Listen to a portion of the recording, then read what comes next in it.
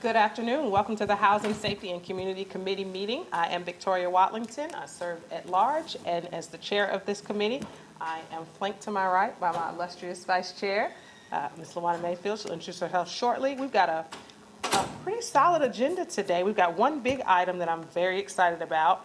So we'll start off with introductions, and then we'll begin.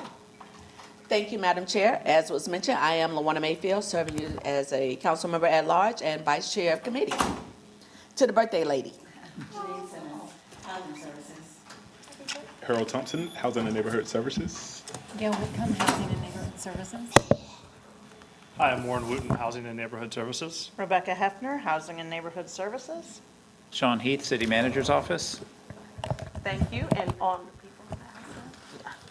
online, we'll start with our committee member. Renee Johnson, committee member. And is there anyone else joining us online? All righty, okay. We will begin. So, some time ago, we received a referral from the mayor asking us to please consider how we might make adjustments to our housing bond stack in order to better deliver our community results, or I will say to update our offerings to match our current needs. We've had a subcommittee, myself, Vice Chair Mayfield, and Councilmember Driggs, who graciously agreed to join us as a non-committee member, who have been working over the summer with our wonderful housing staff to go through what it is that we really believe that we need to be focused on just from a housing funding and policy goals standpoint, and then matching our investment priorities to that. So I will just share when it comes to housing funding policy goals, and you'll hear more about this as we get into the topic, but what was really important to us is that we delivered on economic mobility, neighborhood affordability, and residential stability. So what you'll see here is how we believe that we can best disperse those funds in a way that will enable those things.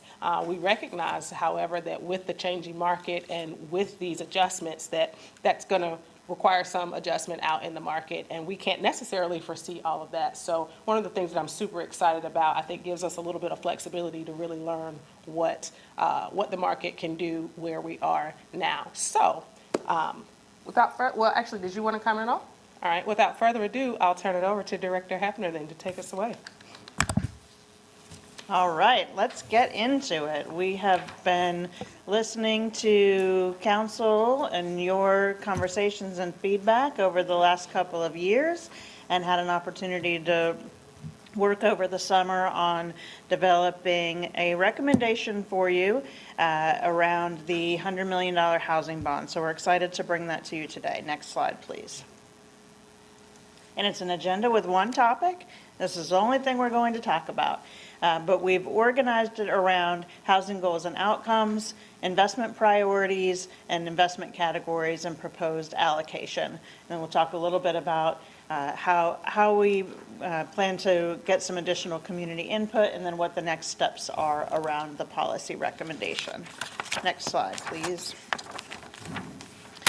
And again, all of this comes from Council's adopted FY25 budget, where you have proposed to put this $100 million bond on the ballot in November. So a generational housing investment. And it really enables us not just to do twice as much as we did before, right? The question that we've been challenged to approach this with is, how can we do even more than twice the impact by really aligning to council's strategic priorities and goals. Next slide, please.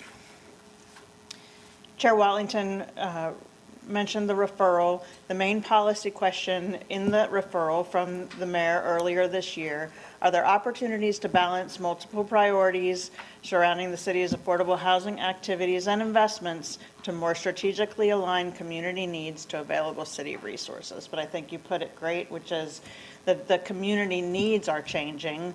They're not just growing, they're also changing. So how do we think about this strategically and with intention to meet these particular goals? Next slide. To say it's not just twice as much of the same.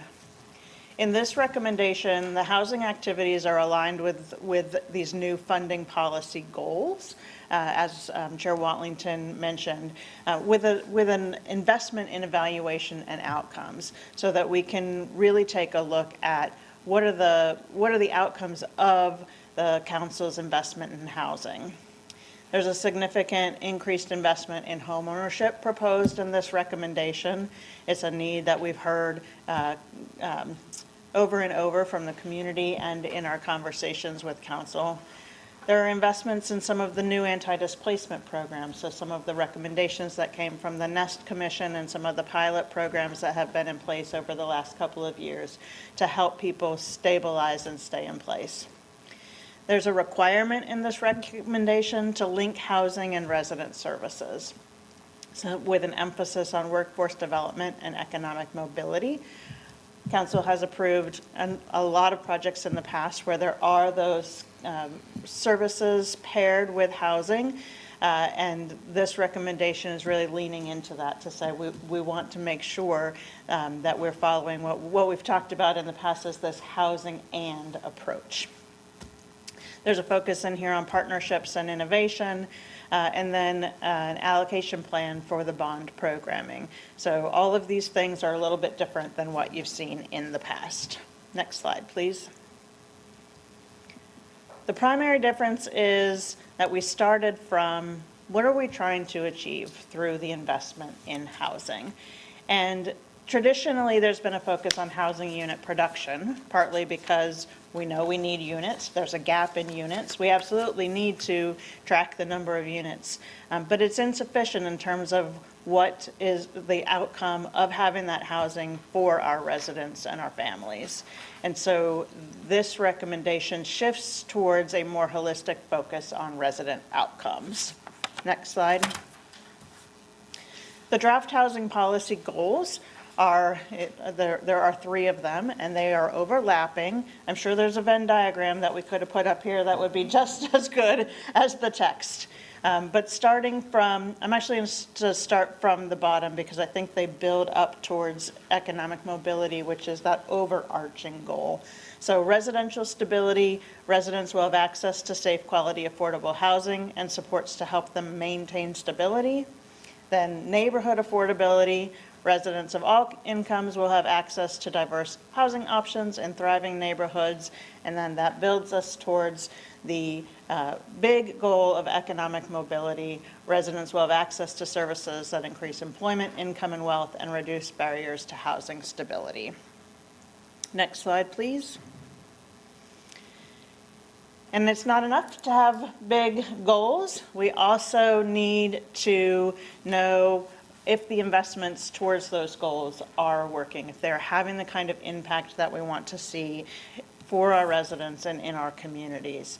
So measuring the impact of the housing investments is an integral component of the funding policy. And I should have mentioned, there is a companion document that was shared that is the policy recommendation on a 2-pager. So if you want to follow along in here, that's also available to you. So this is an example of some of the outcomes that might fall under each of the policy goals, in addition to tracking how many units are created and how many households are served. We would be looking at things like increasing earnings and savings for families, looking at lower resident cost burden and increased access to amenities and services, or things like reducing displacement and evictions, and making referrals to workforce, financial literacy, and other programs. So this is an example of what this outcome framework might look like. And in order to really understand these outcomes and connect them to other investments, both that the council's making and in the community, that requires an investment in also measuring these kinds of outcomes. Next slide, please. So that's taking a look at the overall housing policy goals. The next piece of this recommendation is a draft bond investment priorities. And so this is broken down into five pieces, and it's taking a look at who are some of the priority populations, the priority locations, and then what are the requirements around services and partnerships. And so I'm going to actually go through each one of these and share some examples. So let's start off with priority populations. Next slide, please. So when we think about affordable housing, we often ask or get asked the question, who needs affordable housing? Well, if you've ever talked to Councilmember Mayfield, the answer is everyone needs affordable housing. It's just that what's affordable to you is different depending on who you are and what your situation is. And so when we think about affordable housing for everyone, we're not just thinking about what's the AMI level, what is it at 30% or 50%, at 80%. We're thinking about who are our residents and our neighbors who are here in our community, and what are their situations. And then on this slide, for example, you can see what some of the annual wages are for a variety of occupations, ranging from childcare workers to healthcare, social workers, construction, so very common jobs in our community that are very important to the health and thriving of the city of Charlotte. And then also examples of knowing that we also have households who are on fixed incomes for various reasons. So we're trying to keep in mind in this framework that affordable housing is for everyone. Next slide, please. That being said, $100 million will only go so far. So this is an effort to identify some priority populations that the city's housing investment could serve. So this one says, focus on home buyers, lower wage workers, households at risk for displacement, and vulnerable populations. So this is a reflection of what we have heard about how important home ownership and economic mobility is, and also how important it is to support our workers in lower wage occupations. So that's reflected as part of this recommendation. But we also know that there are a wide range of vulnerable populations in Charlotte. And so this recommendation actually includes a proposal for the development of a prioritization policy that would require set-aside units for vulnerable populations. So this would be when developers bring forward proposals that they would have a small percentage of units that they're dedicating to vulnerable populations, which may include elderly and older adults, households that have experienced displacement event, youth aging out of foster care. There's a couple of examples on here. And this would take some partnerships to really take a look at who are the vulnerable populations, who can help connect those households to the housing that's coming online. So we have several partnerships in the community that could support this, but it would start with a prioritization policy that would essentially be council's way of saying we want to set aside a certain number of units for these types of populations. Madam Chair, may I say something? Just one quick piece. Yes, please. Thank you. Adding the language and identifying and clarifying our youth aging out of foster care Thank you. And while we're paused, I just want to recognize real quick, council member and committee member Ajmira, who just joined us, as well as council member Driggs, who served on the subcommittee. All right, you're welcome. That's a lot of advocacy from a variety of partners, including some folks in the room. Next slide, please. Again, we're thinking around priorities. We want to help you incentivize locations where your investment can really have the greatest impact. And so there are a couple of components of this location priority that get towards that. One is foundational, to align housing activities to the comprehensive plan, to your place types and policy map. So taking a look at what types of housing activities are can be accomplished in the various place types, and incentivizing that type of housing can get built. And then also working closely with planning on the policy side to really align those activities. So we've done some work this summer looking at a crosswalk between housing activities and place types. And so I think there's good opportunities in there. This is simply stating that alignment is a foundational piece of the work. Another component of this recommendation is areas vulnerable to displacement, which is in alignment with the equitable growth framework. It's in alignment with the work that the Nest Commission has been doing, the displacement risk dashboard in Charlotte. And that's really looking at areas that are currently growing, where there is construction activity, where there's housing market activity, and making sure that there is affordable housing so that people who have been in those neighborhoods can stay. The next component of this is transit-oriented development areas, and this is in alignment with current and planned transportation investments. So as we think about TOD, it's not just the areas that are currently zoned that way, but also thinking about where are transportation lines going, and how do we ensure that there's alignment with those future and planned areas as well. The qualified census tracts is a component that's really in alignment with the low-income housing tax credits. We want to make sure that you continue to get the greatest financial leverage from your investments, and it is in those tax credit projects where you do so. And then the last piece of this is sites with high housing location scores. And this is a way of thinking a little bit differently about areas of opportunity. So next slide, and I'll get into that in a moment.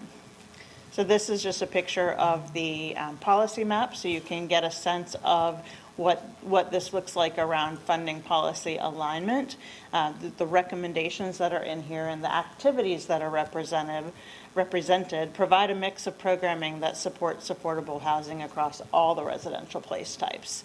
And then the goal is incentivizing inclusion of affordable housing where growth is occurring and expected. Chair Watlington used the term, I like a lot, the path of progress. How do we make sure that where we're growing is also where we are able to provide affordable housing? Next slide. And then this is a view of the location priorities. So when you look at areas vulnerable to displacement and transit-oriented development and the qualified census tracts, you get a familiar image of locations in an arc and this tail around uptown.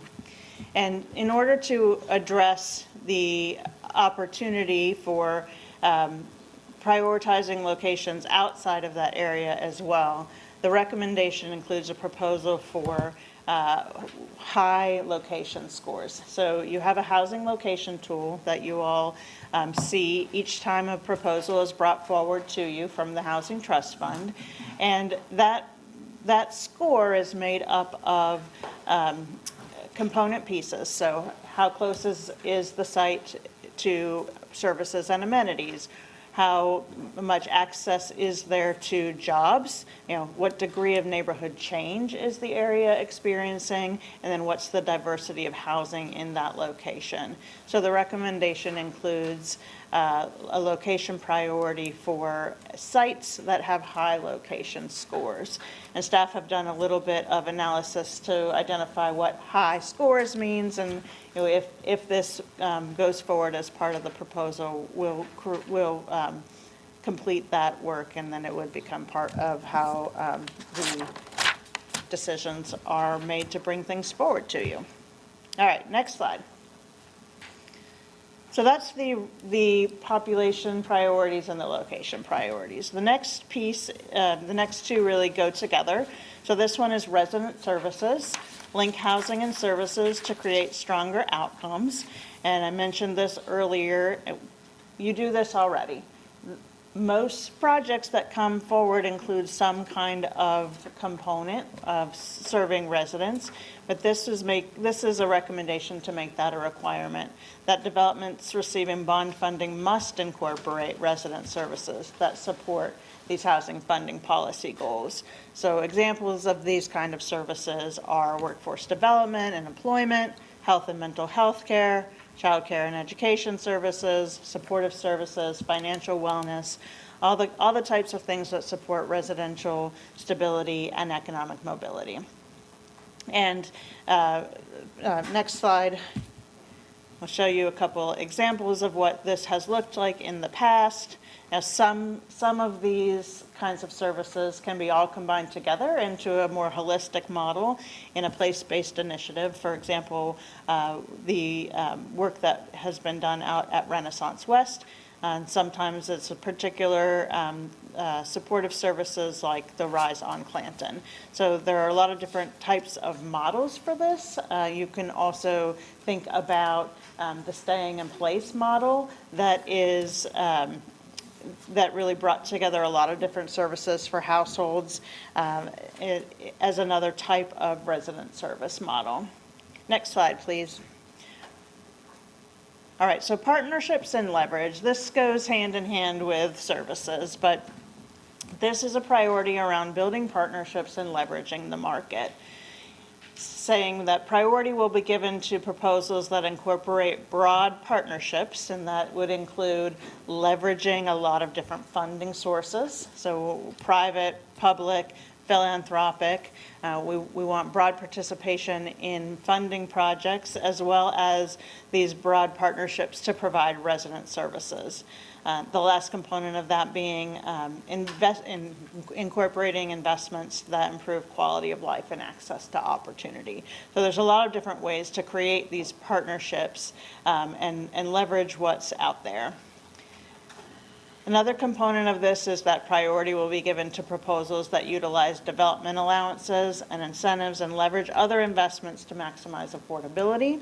So that's both using other sources of funding for how tax credits are done, or even using the state's down payment assistance or down payment assistance from other financial institutions in combination with your investments.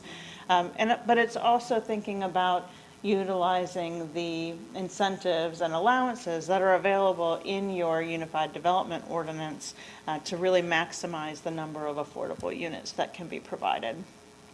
So I'll talk about example partnerships in the next slide, but I also want to make a note that one of the most important sentences in this recommendation is the last one here. Create incentives that activate private market participation in the provision of affordable housing. So we know that $100 million is a historic good investment, and it's not enough. And the way to get more affordable housing is to have more of our partners, and especially our private market partners, to provide it. And if they are able to provide affordable housing at 80%, maybe some down to 60, 80, 90, then your money can go farther. So there's a whole separate work stream that we'll be doing in partnership with planning to make sure that we can create some incentives that really do activate the private market participation. But it's put in here in part of the recommendation because it is integral to achieving your goals. So next slide, please. So just a couple of example partnership models that you have funded in the past that have been successful. On the left here, Hill Rock Estates. This is the model that we have called Team Force Housing. That is a Warren Wooten special. He is excellent at naming things. So Team Force Housing is really when an employer comes to the table with an investment in the housing and then has an opportunity to utilize units within that development for their employees. And this one example with Atrium is especially exciting because it's a workforce development and leadership development model that they have within Atrium, and that then also provides access to housing. But another exciting partnership model is the Faith in Housing partnership. This example in particular, Varicon 7th, is a mixed income community, an inclusive housing community, it's also called. And the partnership model, though, here is really about how can our faith-based organizations participate in providing affordable housing. So the initiative that Councilmember Mayfield is leading right now to involve more faith-based institutions in affordable housing is another great example of this model. All right, that's partnerships. Next slide, we're getting there, y'all.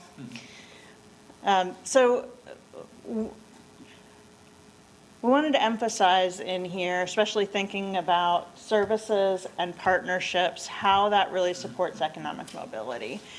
So this piece is not specific to the policy recommendation itself, but we want to emphasize these points, that integrating affordability, workforce development, and employer engagement are really all key parts of sustainable economic mobility. So we've been talking since January at least about the housing and approach, these approaches that synergize affordability and supportive programming. And this is directly tied to the investments that council makes in workforce development that can help households and individuals reskill and develop and move to higher paying work. So these are companion investments, and our housing and our workforce development investments go together. And then the last piece here is you all as a council have done quite a lot to invest in your employees with investments in housing and in workforce development. And so part of the approach here would be to recruit other large employers to invest in these types of models. Next slide, please. All right, last priority is innovation. This is all about activating bold ideas.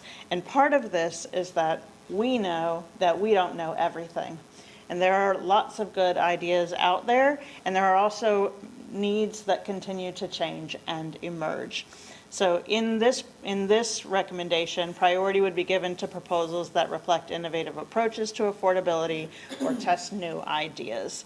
And you've already done this with your housing dollars in the past, and this is making that more explicit. And so next slide, please.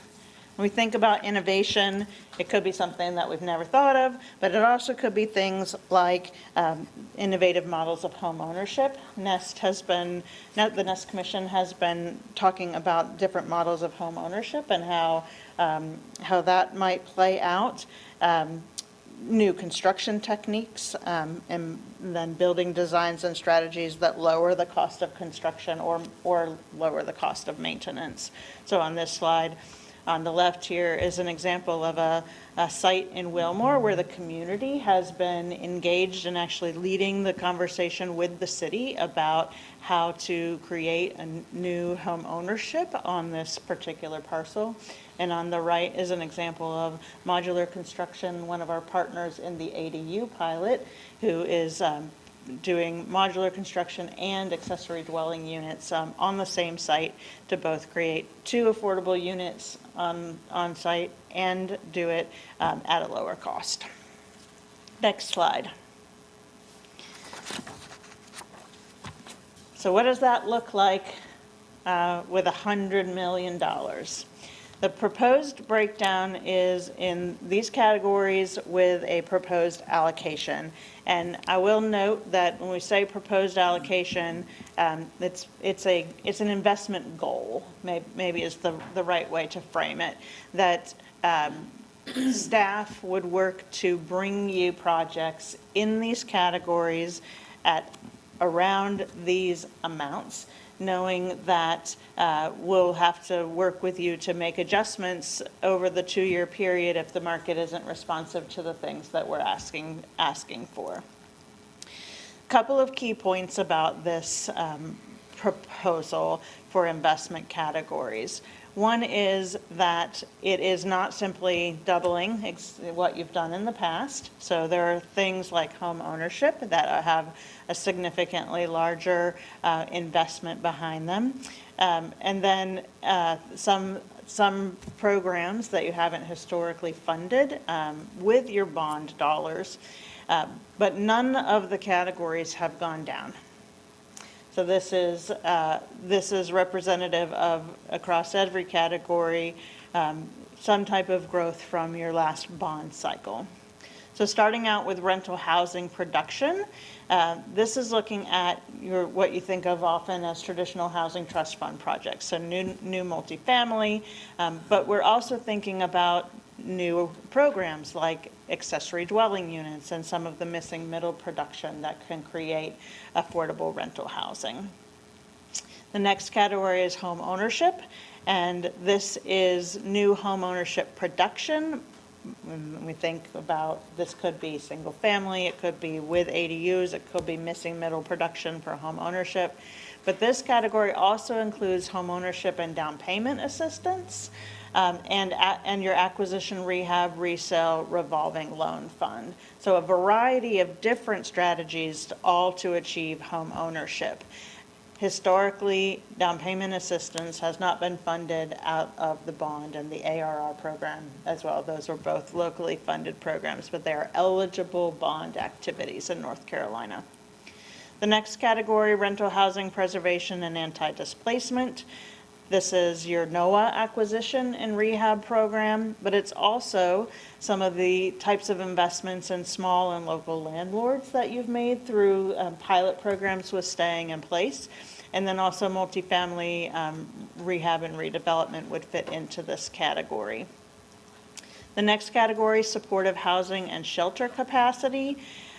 There will always be a need for this in our community. Our shelters are over capacity, and so this is a category that would help provide both single-use and scattered site permanent supportive housing, as well as transitional housing and emergency shelter.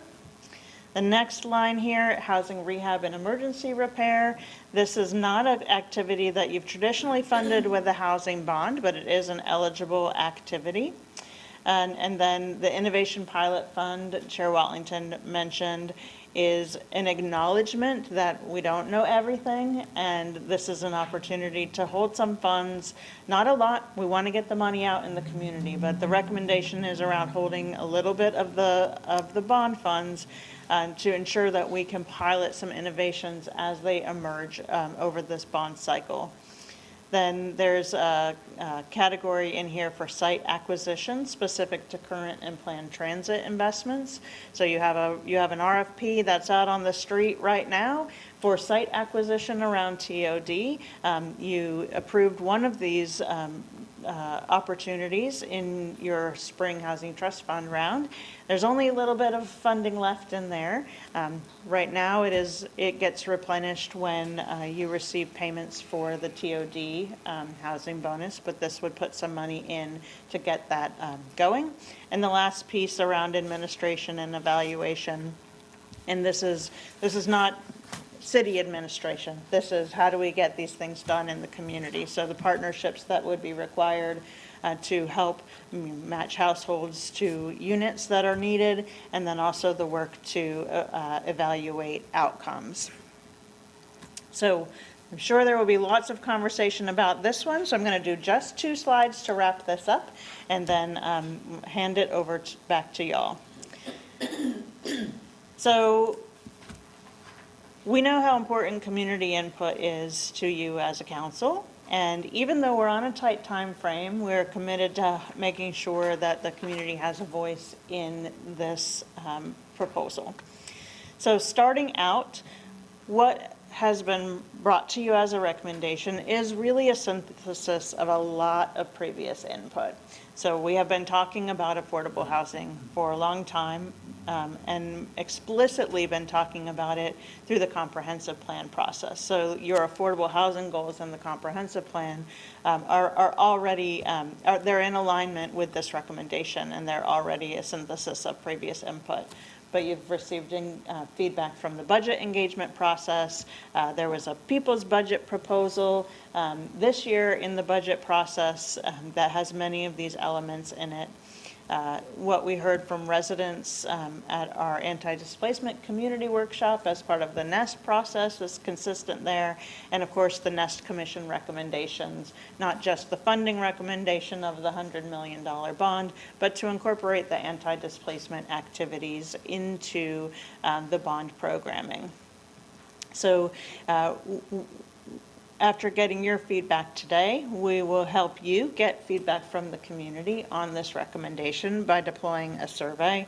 Staff have already developed a draft, and it will be connected to the public input platform, which you're used to seeing for city surveys, but the commitment would be to get a very broad group of stakeholder feedback for you.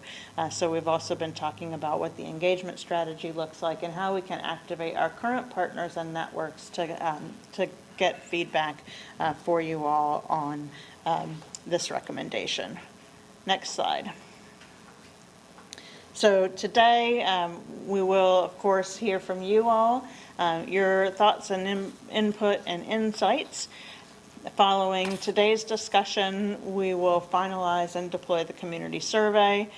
We meet again on September 3rd at the regularly scheduled committee meeting to continue this discussion. And if you are ready at that time, we will do a review of the recommendation for full council that same evening. The next step would be a council vote on the funding policy, followed by the voters weighing in November on the bond referendum. And that's what we have for you today. So I'm going to hand it back to you, Chair Watlington. Thank you, ma'am, and thank you for all of y'all's hard work over the summer. You guys were phenomenal. You were agile. You were responsive. So we thank you for your support in this work. I did want to acknowledge Councilmember Molina has joined us as well. And with that, I'm going to open up the floor for questions, discussion, and I see that Councilmember Ajmira would like to be recognized.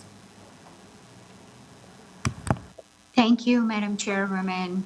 And Rebecca, thank you for this comprehensive presentation. Certainly it's a lot to absorb everything at once, but I appreciate the pre-reading materials that you had sent. And I might have questions later on, but I have 4 questions that I would like to ask. So Chairwoman Watlington, if I may.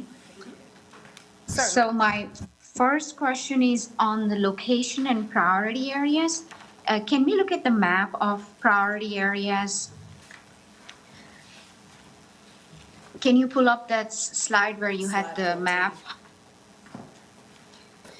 So while you're pulling that up, we often hear from the community that we have to be very intentional about not concentrating affordable housing in 1 or 2 parts of our city. We got to make sure that people have choices when it comes to affordable housing, and they have options to go to great schools. Are we factoring in great schools having that access in one of our high location scores? access to schools is a component of the proximity score. So it's factored in, but in a small way. So it is one of the kinds of amenities and services that you can get points for within the proximity score. So I think this is where I would like to hear from the committee, but what I would like to see is greater emphasis where residents have choices. If they want to send kids to the best schools, highly rated schools, we should have options, especially affordable housing in with great schools. So if we can have, I would like to hear from the committee after I'm done, how they feel about that. But I think it's an important factor for a family as they choose where to live. Schools are a big factor, and the type of rating the schools have. And the map right here, I see where we have vulnerability to development that's really in the crescent area. And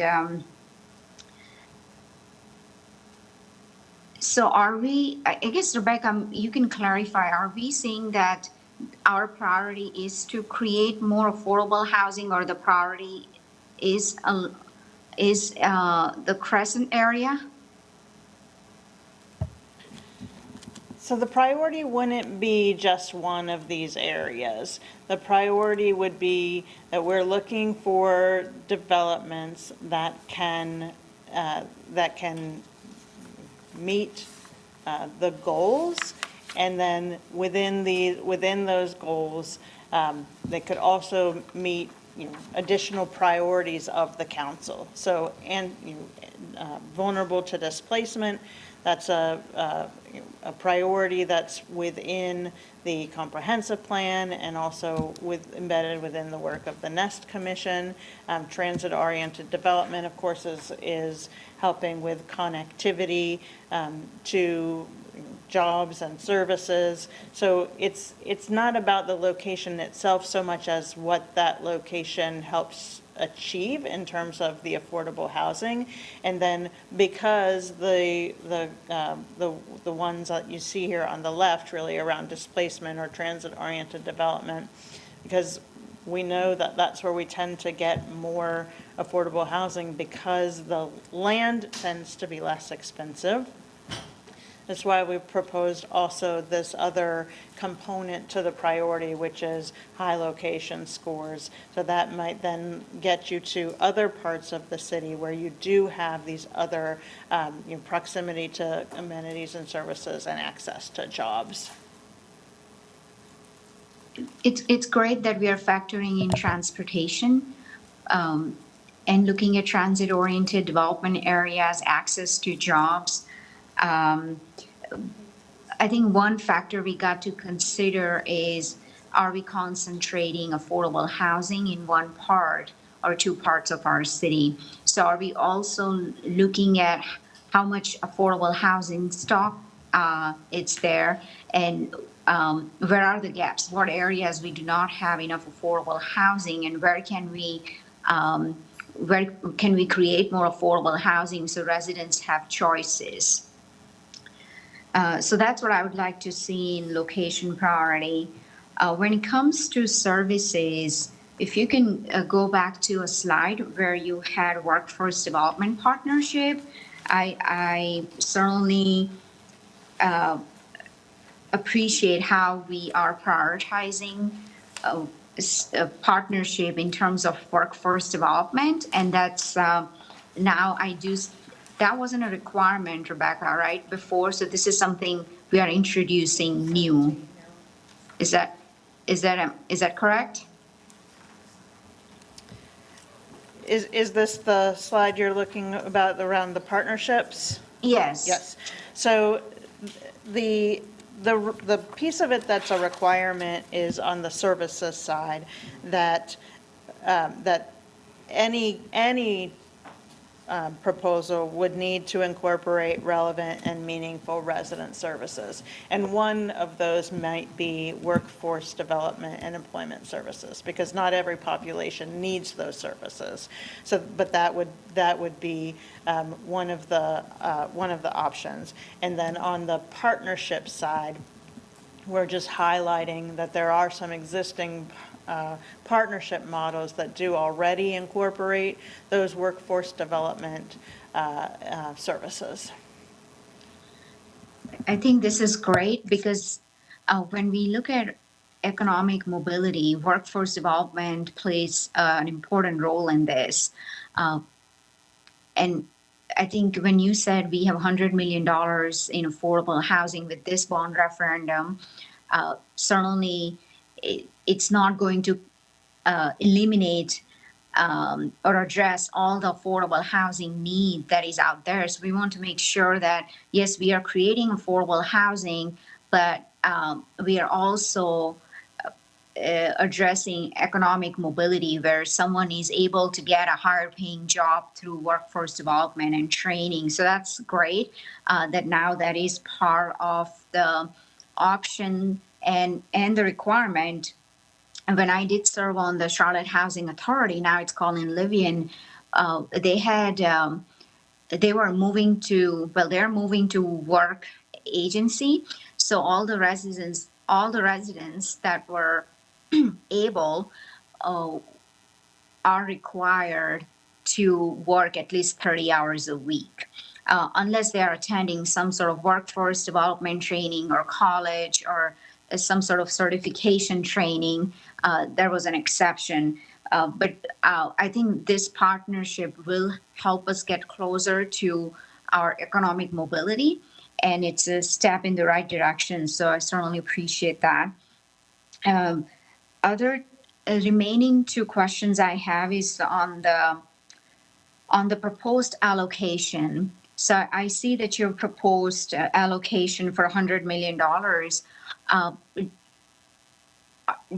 Have you considered setting a goal for how many housing units that we are creating and preserving? Because I think it's important to have a goal of some sort that this is going to generate, let's say, 5,000, 7,000, 10,000 housing units that we are going to be able to create or preserve. It's important to have that goal so that we know that we are working towards that goal. Having something quantitative is very important. In terms of this proposed allocation, what I would like to see, I think you acknowledged that, Rebecca, it's having flexibility. Well, we might have to revisit if the market doesn't respond to our proposed allocation. So that's great. Under home ownership, I know this is something near and dear to Chairwoman Watlington. She's often advocated for home ownership. Under that, I see 25 million. That's great in terms of proposed allocation. I do see ADUs. Are we? I know other cities and towns have provided financial assistance to have more supply of housing, especially ADUs. Are we considering that as well? Yes, so currently we have an ADU pilot program that was funded with Council's ARPA investment last fall from your recommendations from the Nest Commission. So we are piloting an ADU program where the city would provide a portion of the funding to create an ADU. And there's two models. One is there's a home ownership model. So you get a affordable rental unit, which provides income to the homeowner as well as an affordable rental unit. And then there's a property provider model where we actually fund a little bit less than we would on the home ownership model. And then we get 2 units out of it because the requirement is to also deed restrict the primary unit as affordable housing. So we currently have 7 planned sites as part of the pilot program. And essentially, these funds, a portion of this homeownership allocation would be available then to expand and scale that ADU program to create affordable rental units. And so that's on the affordable side. And at the same time, planning is working within the regulations to ensure that the UDO helps make it possible for people to put ADUs all across the city, even if they're not part of the program. So yes, we're piloting it now, and this investment would allow you to scale that up. This is great. I think this is certainly innovative way to address of our affordable housing crisis. Another item that Nest Commission has highlighted in the past was the anti-displacement funding. So was it 25% that they had recommended, or am I incorrect? Yes, they recommended to have a $25 million funding within the bond for anti-displacement activities. And we actually haven't added that up within here, but those activities are actually scattered throughout this proposal. So there's within home ownership and within rental housing preservation and within housing rehab and emergency repair. Those are all components of the anti-displacement programming. Yes, so certainly anti-displacement would be scattered.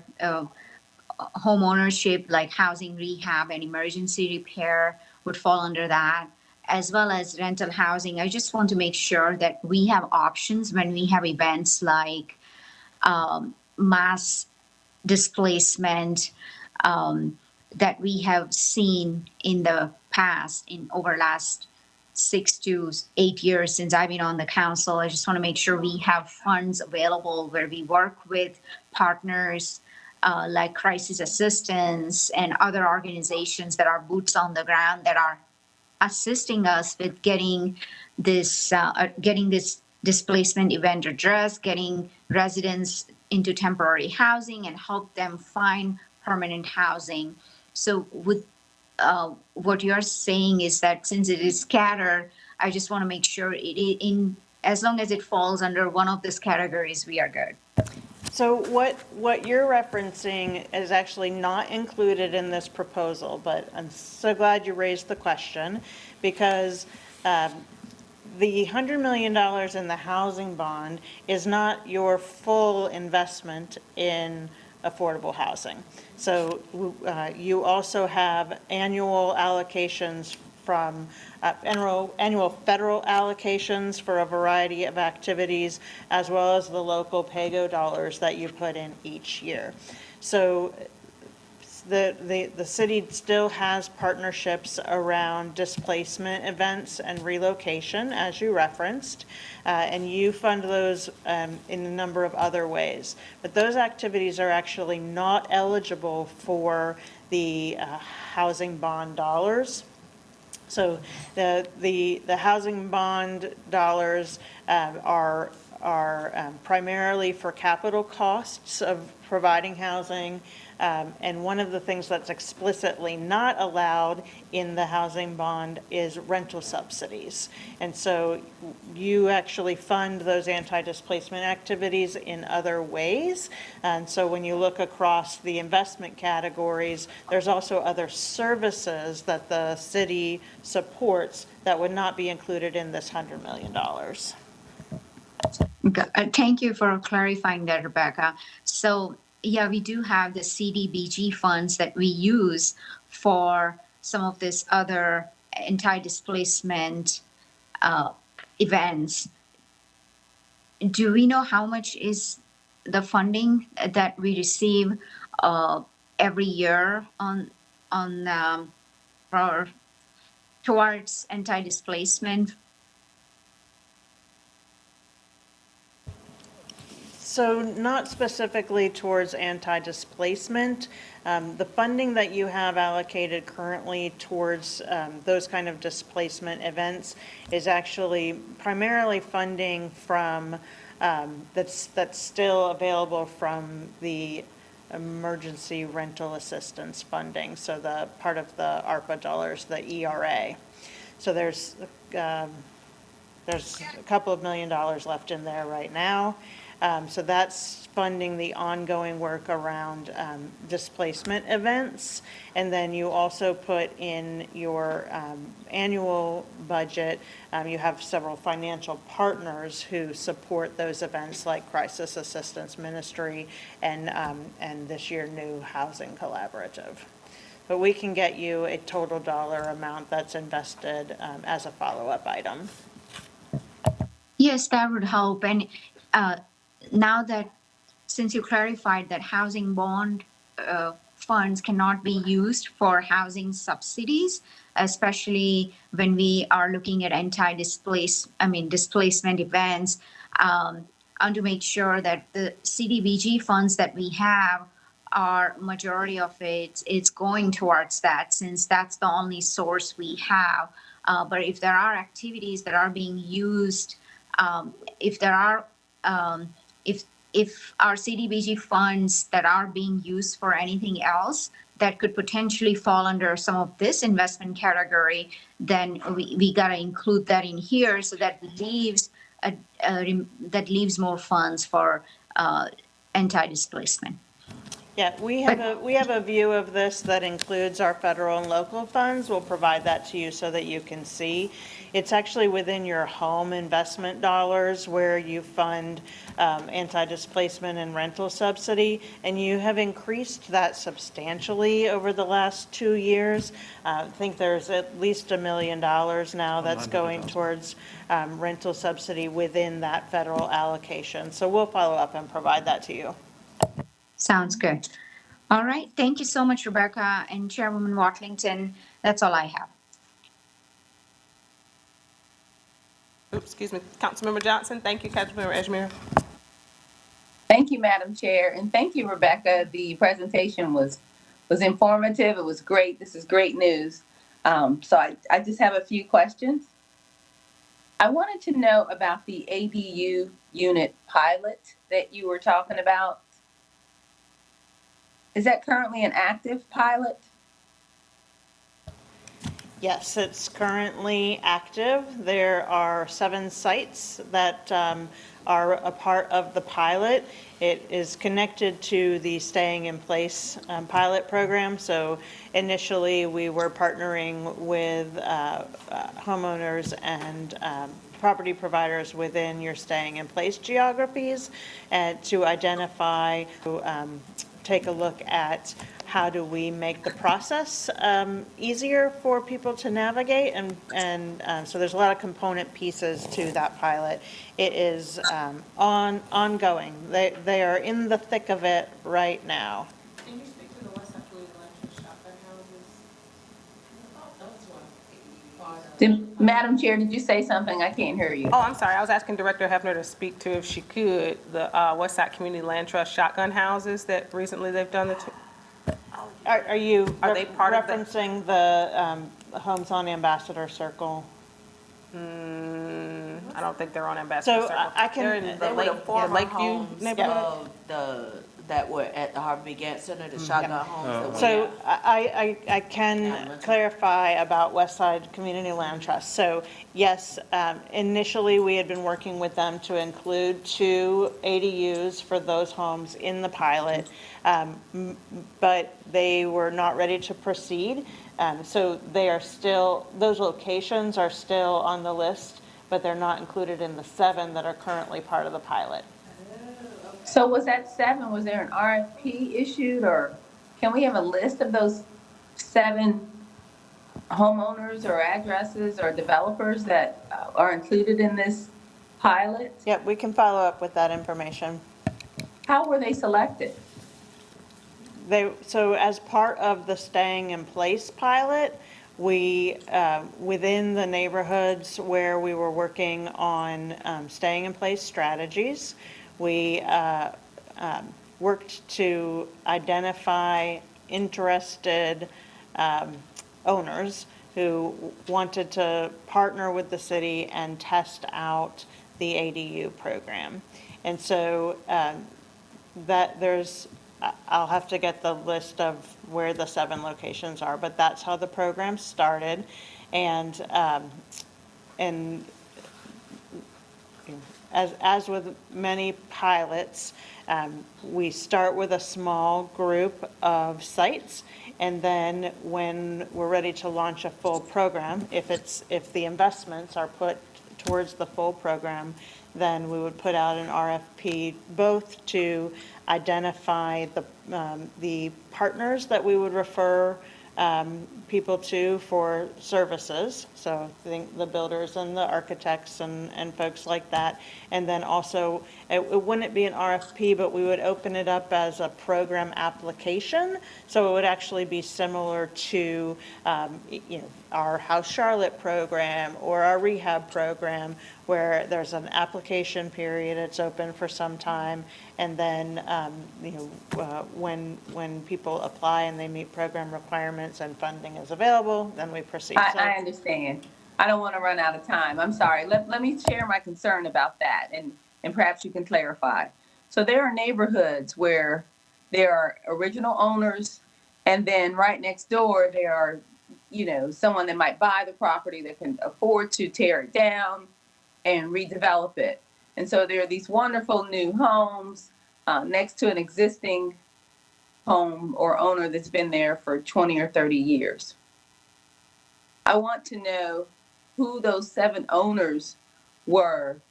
Was this opportunity given to just an original owner who could have really benefited from that ADU, or was it given to a developer who recently bought the property and just given an opportunity just to increase their wealth?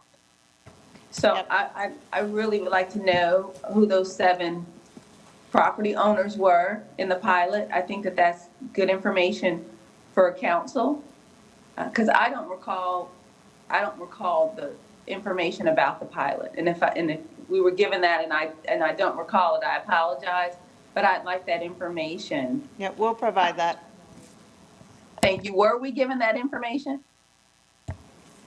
The ADU pilot was shared as part of the Staying in Place initiative and also as part of the NEST recommendations. And so we can share with you more details on the program and pilot and who is participating. Thank you.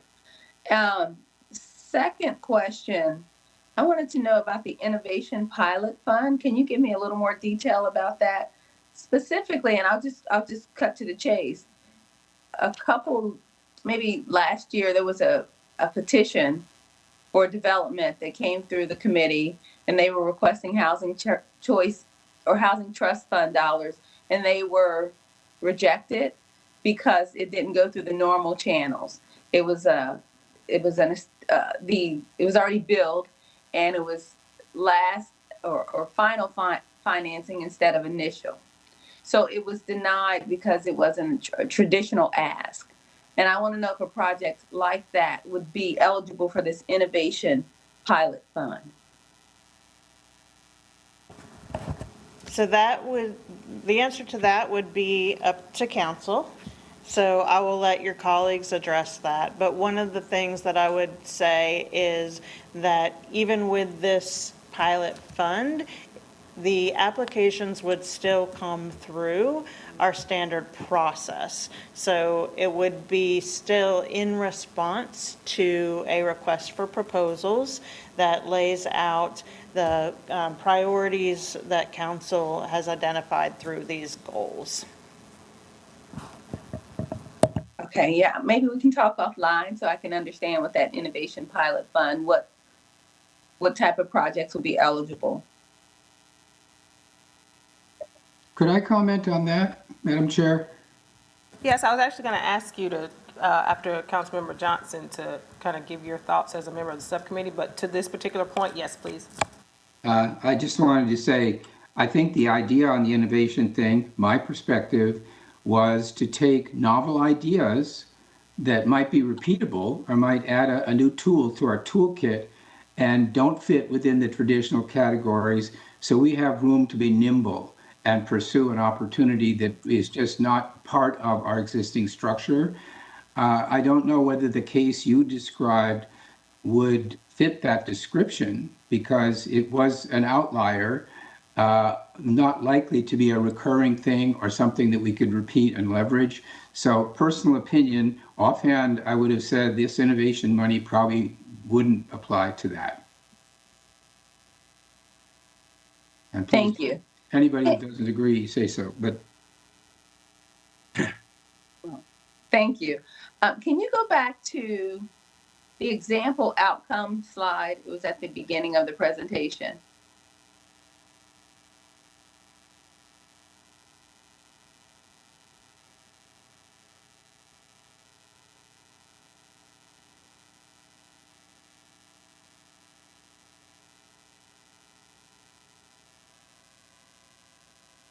How are we measuring outcomes?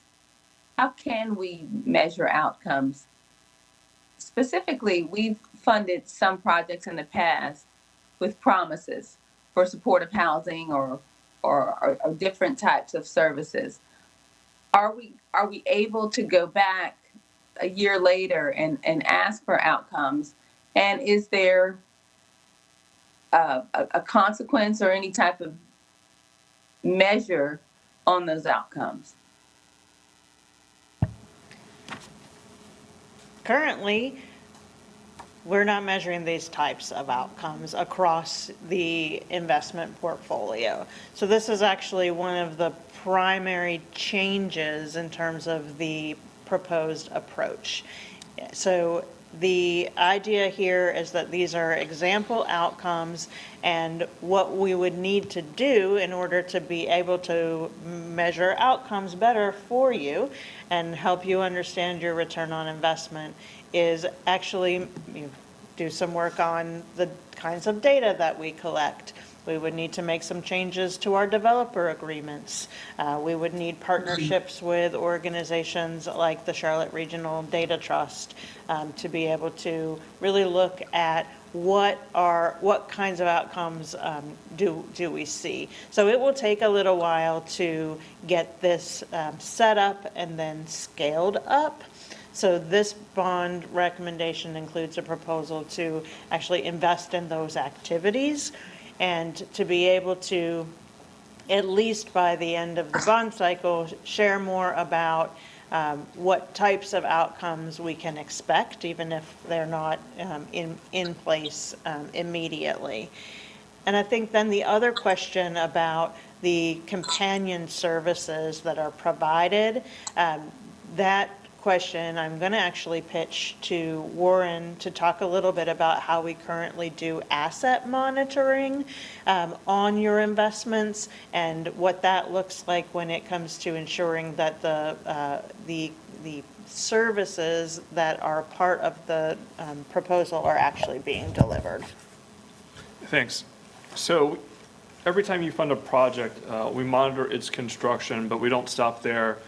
You have an asset team inside of Housing and Neighborhood Services. It's a 5-person team, and their entire job is to annually monitor the assets that you develop. So they go back and they pull all those original documents. They request documents from each of the developments. They do site inspections so that we're checking to make sure that the developers are compliant with their development agreements and the loans that they have taken from you to build the developments. And if one of those requirements right now is supportive services, they're verifying that those supportive services are active in those communities. So you have a team that's working on that right now. This work comes out of some of the same questions, Councilmember Johnson, that you're asking. Your subcommittee asked those during this conversation as this deck was being developed. And our response was some of these outcomes we can give you some answers about, But some of it, there needs to be additional work and additional investment to really come up with statistically valid ways to give you answer to these questions, not only so that you know, but so that the investments can be improved over time. So we are doing the monitoring piece of that now, and this is going to go a step forward to really get some longer-term outcomes so that you really understand the impact of your housing investments in the community. Great, thank you. That's a great answer. Just a couple more questions. Prioritization. You mentioned prioritization for vulnerable populations. And what stood out to me was the individuals with disabilities. You know, that's the population that I really advocate for. Currently, the federal government, I think Social Security, SSI is right around $800 or so per month. And we know that that's very challenging for those individuals to find housing. So will there be prioritization for individuals with extremely low income or disabilities? I know a lot of times, individuals will say that's the county's responsibility or the housing authority, but the truth is the housing authority has a wait list of years and years and years. So will there be any resources or any carve-outs for individuals who are extremely vulnerable in those populations? Yep, can you go to the next slide, please, Harold? Or the next one, sorry. Okay, so yes, this recommendation includes the development of a prioritization policy. So if it's the will of the council to do so, then staff would bring you back a policy that's a companion to your funding policy that actually requires set-aside units for vulnerable populations. And so that might look like some percent of the units in each development would be set aside for vulnerable populations, and then we would make connections between those units and the providers that serve those populations. So this may include things like developing a community-wide waiting list, or making sure that the organizations that provide rental subsidies and vouchers have priority access to these particular set-aside units. Okay, great, thank you. Just a couple more questions. You mentioned qualified census tracts and incentivizing, is incentivizing developers for building in the qualified census tracts? So developers are already incentivized to build within qualified census tracts, and I'm gonna do another phone a friend and let Warren answer this question for you, so that we can give you the right information this time. Okay, well, before you do that, let me share my concern, because you may be able to answer this as well. And this kind of piggybacks off Councilmember Ajmira's question. I can't see the map. I'd like a hard copy delivered. I'm sure I'll get it tomorrow. However, when I look up qualified census tracts, it looks like the federal government. Yeah. If you needed to see it, it's in a deck in your email if you wanted to pull it up, but. Okay, thank just you. want to make sure that you knew you had it if you wanted to refer to it. Okay, but if it's qualified census tracts, there's a definition, a federal definition, where 50%, I believe, of the housing has to be low income, or 25% of the residents have to be within the poverty rate. I think 60% AMI, and it's just a very defined definition, or very concrete definition. For me, it doesn't seem like those are the areas where we need to incentivize developers to build. We would want to incentivize them in areas that aren't qualified census tracts, such as, areas with better schools or more amenities. I think that's the approach that I would want to see maybe incentivizing homeowners in those areas. But as far as development, I think we should do the opposite, take the opposite approach.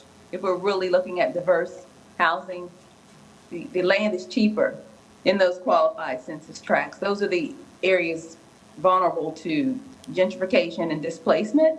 So I would like to see an approach where we're incentivizing to build on the other side of the tracks, if you will. So that's all I wanted to say about that. And then lastly, one of the slides in the outcome slide, I think, mentioned safety or residential safety. And I just want to say, and I've spoken to Mr. Heath about this, we are the Housing and Safety Committee. So I think that we should at least tell the public when we plan to talk about safety. Since we've been on break, there were record numbers of homicides. So I think that we should at least acknowledge that we know that and we recognize that, and we do have a plan, and that it's a priority for our committee. So I'd like to ask Mr. Heath, do we plan on, and you can do that at the end, I guess, but when we plan to discuss that for public consumption? Yeah, And that's all I have. Yeah, Thank you. We've got your question captured, Councilmember Johnson, and ACM Heath is prepared to speak to that after we close out this discussion. So we'll make sure to get to that here, because I don't see anybody else on the list. I know that the rest of us were part of the subcommittee. So I just want to ask Mr. Driggs to speak on, and actually two things. I'm going to ask Mr. Driggs as a member of the subcommittee and chair of the Transportation and Planning Committee, and I'm also going to ask Allison Craig, who is sitting here and did not know I was going to do this, ask the Director of Planning just to speak briefly to the connection and the intersection between planning and housing, and how staff is thinking about that. So while she's queuing up, Mr. Driggs, did you want to offer any comments? Thank you, Madam Chair. I do want to, for one, recognize the work that the team did on this. I really appreciate the way the conversations we had, those lively conversations, which I enjoyed, were put into some sort of order in here. And I think the value of all of this is that things that we thought before about why we're doing this and how we're doing this are now being scrutinized and organized. We're getting more disciplined about the allocation of these funds. I think it's a big step, so I'm excited about it. I will mention, though, a couple of the points that have been raised. Any location issue, for example, has a long history of council debate, going back to permissible and impermissible and so on. And the issue around that is there are difficult trade-offs when it comes to where you put these units and how many units you are able to create there. So I think, for us to go back and look at the location policy that we already developed and see how it ties into what we're talking about here is important. But if we just enumerate all kinds of priorities about location and we aren't mindful of the fact that they have implications in terms of the number of units, the cost per unit, and so on, we won't have advanced conversations that we've had already. I guess I'll just put it that way. The other thing is, on the recommended allocation slide, those numbers, I think, are appropriate, but they're very much subject to things like absorption and the capacity for transactions in each category. So we can establish right now that we think that's a good allocation of money, reflecting our priorities and the importance we attach to those topics. But for example, homeownership, how many of those projects are we going to be able to do? How much interest will there be in partnering with us? And therefore, how much can we deploy? So I hope we'll go into this whole conversation without kind of rigid caps or limits and retain some flexibility to revisit this schedule. I think it's a good reflection of our priorities as it stands. But then we're going to have that sort of encounter with the reality of absorption and the people who want to play in there.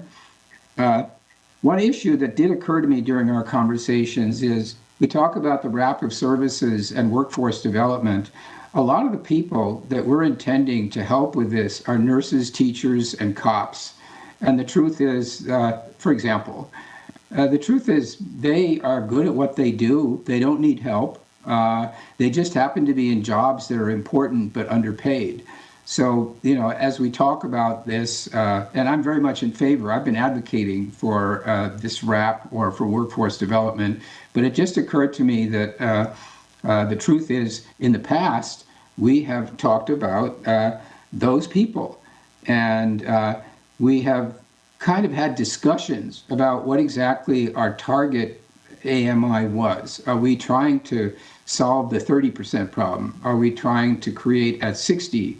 As you get to 80, the information that we've seen in the past indicates there isn't actually that much of a shortage of housing at 80% and above.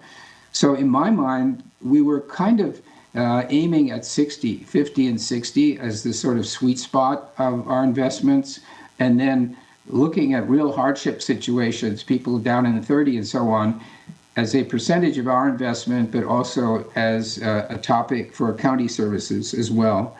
So as we go forward, I hope the council will appreciate all of the discussion and the thought that went into creating this deck and that recommendation on allocations.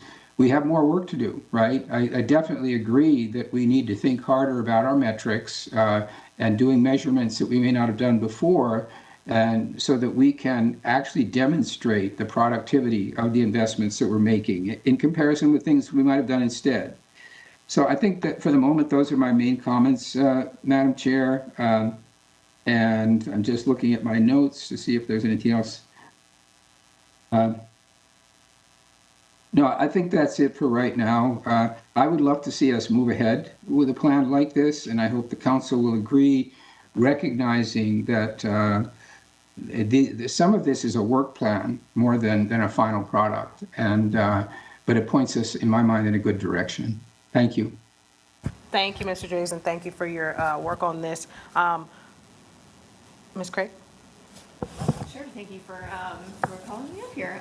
There's a very deep partnership between Housing and Neighborhood Services Department and the Planning Department, and so it goes way back and will continue to be very, very rich and robust. I think in terms of just the Housing Trust Fund and talking about how you're investing dollars, I think we've spent some time, Warren and Monica in particular, really went through each of the different place types and did a crosswalk, you know, looking at what are the targeted programs and strategies for each of those different place types, because, you know, not every place is different, and so really being very deliberate about what is most effective in those particular place types.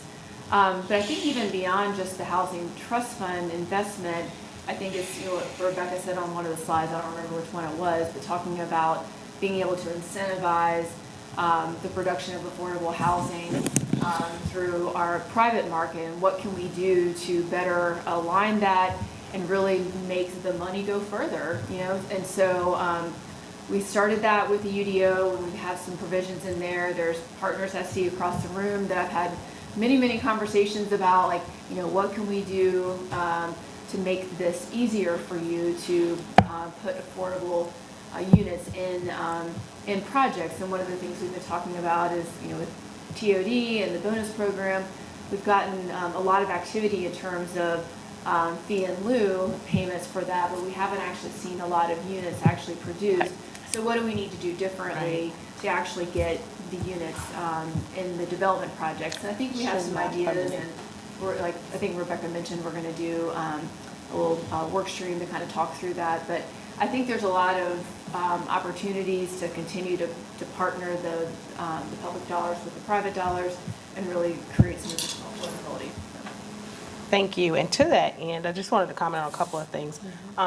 As far as the location piece, as you mentioned, there's so many things that, so many things to consider. And as we think about what we do in that work stream to better incentivize and actually get units, I think we've got to think about, especially in our more, I'll say, attractive, if you will, locations that we don't tend to see a lot of work in. I'm absolutely open to what Councilmember Johnson was talking about in terms of how do we think about getting folks in places where they wouldn't otherwise go, or where other incentives don't already exist, like in the qualified census tracts, bearing in mind what Councilmember Driggs mentioned in terms of that comes at a premium cost.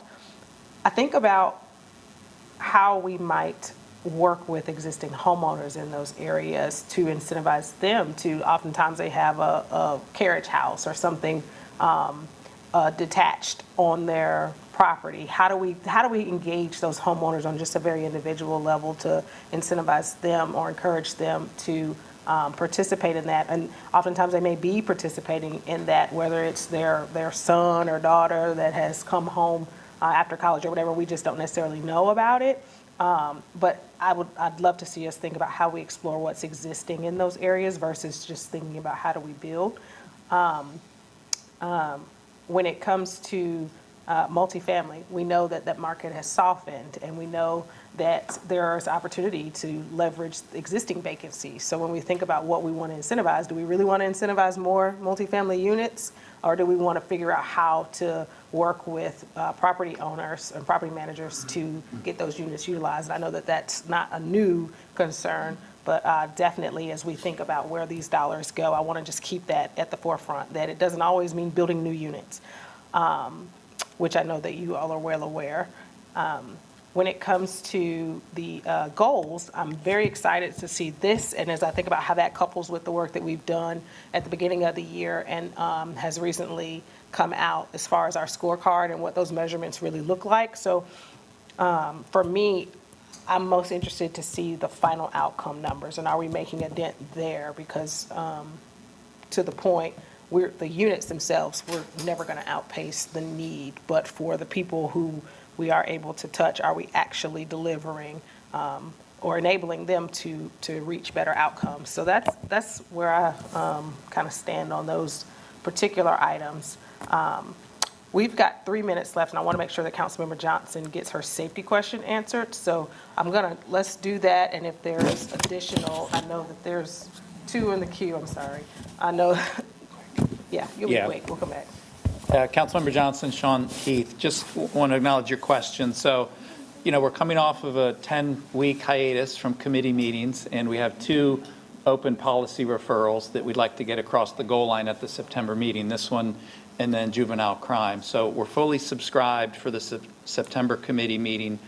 But what we've done in the meantime is we asked Chief Jennings and his team to work on a memo to be responsive to some of the questions that you've posed. And it's really building on the news conference and the mid-year safety report that CMP released last month, with a particular emphasis on juvenile crime trends, homicide trends, and also uptown safety trends.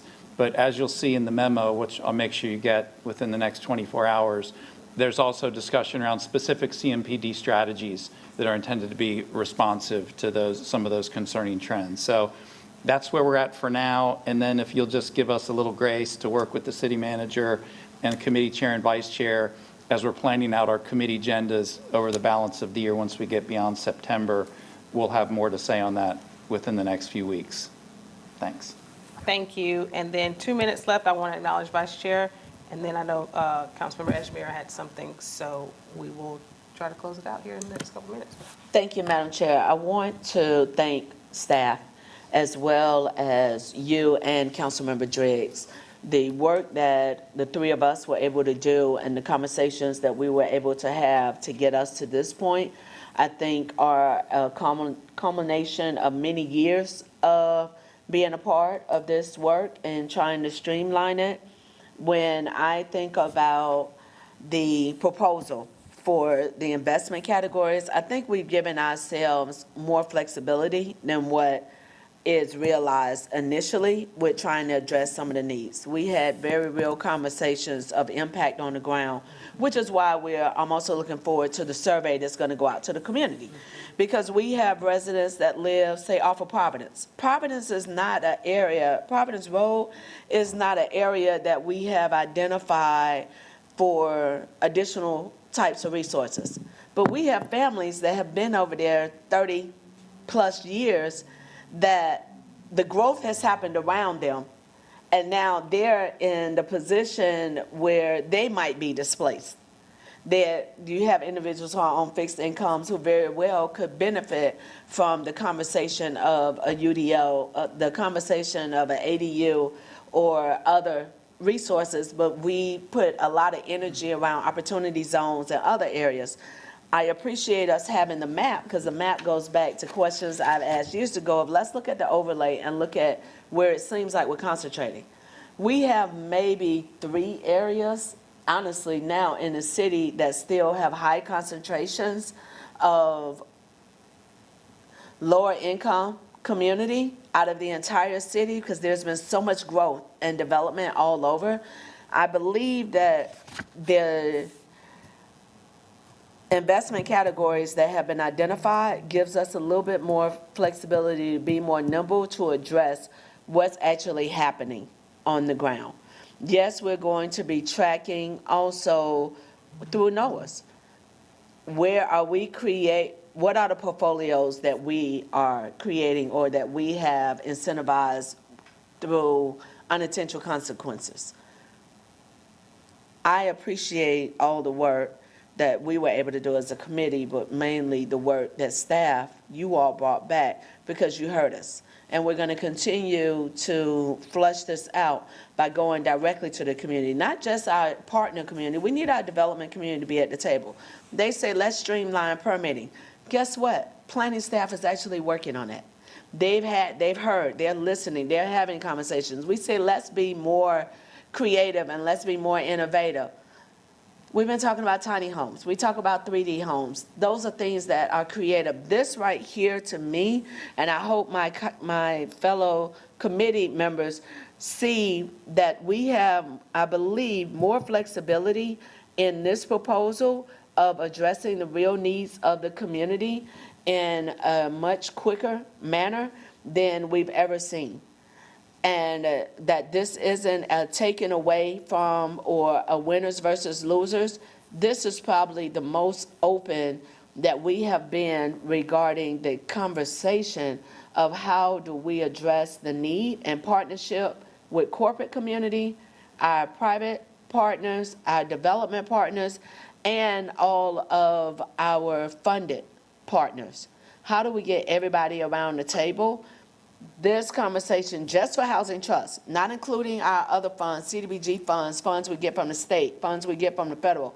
That's a whole nother bucket. But for this, I just want to highlight and hopefully share for my fellow committee members that we had some very detailed and a lot of what ifs in the conversations regarding getting to this point to present to committee. And this is a great start, but I also want us to keep in mind this is specifically talking about Housing Trust Fund and the possibilities here. We still have other funding sources, but we have to have real conversation of what is the best way for council to support in order for us to not only track outcomes, but making sure that we're putting any RFP out there that has a full expectation of this is what we are looking for, because this is going to tie into the community good, because when it's all said and done, we need to be able to look back and show the community that these investments did more than just create more units. This investment helped to change lives and change trajectories. And recognizing we have a part to play, so how can we be as effective as possible with our small part? Thank you, Madam Chair. Thank you. It is now 5:34, and out of respect for folks' time, we are going to end at 5:35. So, Councilmember Ejimira, final words?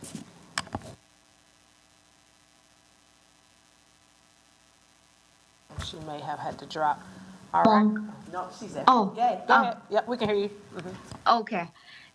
Thank you, Chairwoman Watlington. I'll keep it brief.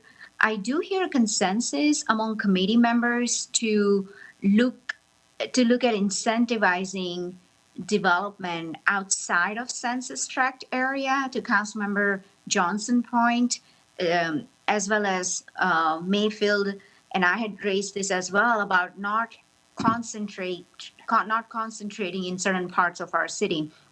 I agree with Mr. Driggs. There will be implications about the cost and the number of units. But at the end of the day, if our goal is to move as many people to upward mobility, social capital is so important and plays a big role in economic mobility. So I think this is something where staff can go back and reconsider the location and consider incentivizing outside of the census tract. Madam Chair, could I ask a 10-second question? It is 5:35. I'm looking at my staff members. Do y'all, all right, go ahead, sir. It's just qualified census tracts. The advantage is that you get a bonus on your LIHTC. Is that right? Or are there other advantages? Yeah, that's the incentive, yes. Thank you. 1/3, I understand. Yeah, so I understood that there would be a low-income housing tax credit that we may not get for other developments. However, if there are development proposals that are coming with faith-based partnerships or other partnerships like with employers, we got to prioritize that if they fall outside of the census tract. Thank you, Madam Manager. A great conversation to bring back in the next committee meeting that we'll be talking about. So I look forward to it. Thank you all. Thank you. So, Madam Chair, move to adjourn. Second.